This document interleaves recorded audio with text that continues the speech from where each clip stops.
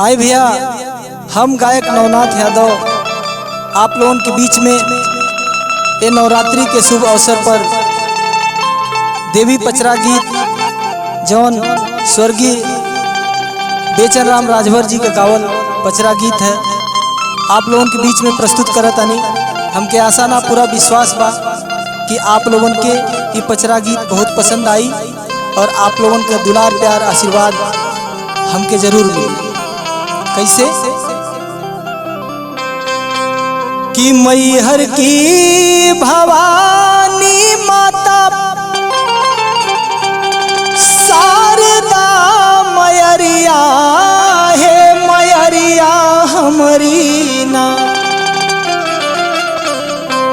ए हो मैरिया हमारी ना कि फेरा भक्तन पे नजरिया हो मैरिया हमारी ना।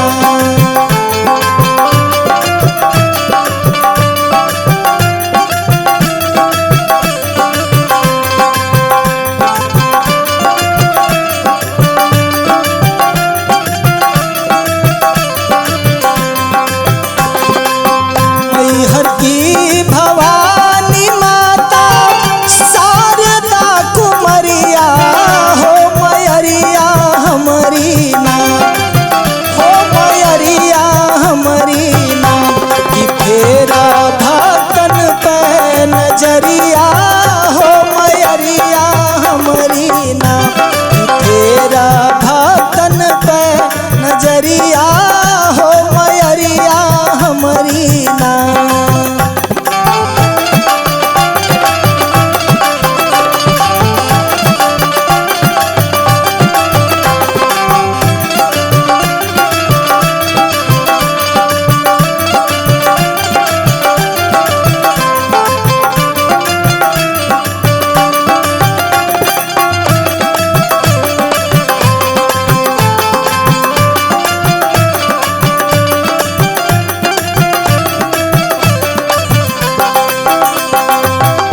ऊंचे बायसनवा ऊंचा नीच बाट हरिया हो मैरिया हमारी ना ए हो मैरिया हमारी ना कैसे आई रौरी दुअरिया हो मैरिया हमारी ना कैसे आई रौरी दुअरिया हो मैरिया हमारी ना।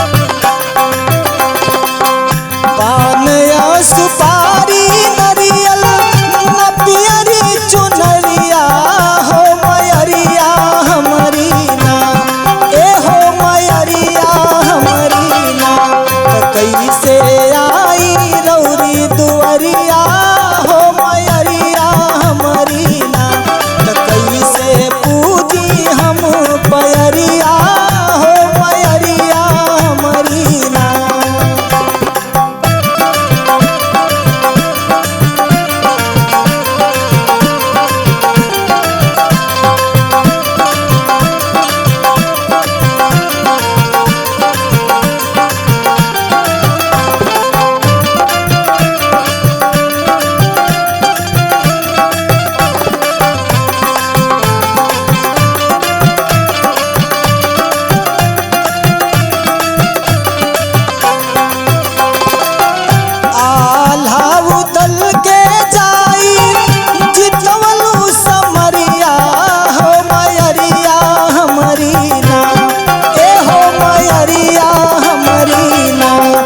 रखलू सेवकन के पगरिया हो मैरिया हमारी ना कि रखलू सेवकन के पगरिया हो मैरिया हमारी ना।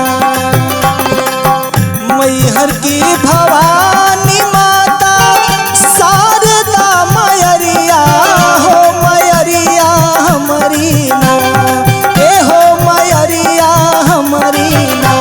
तो फेरा ढाक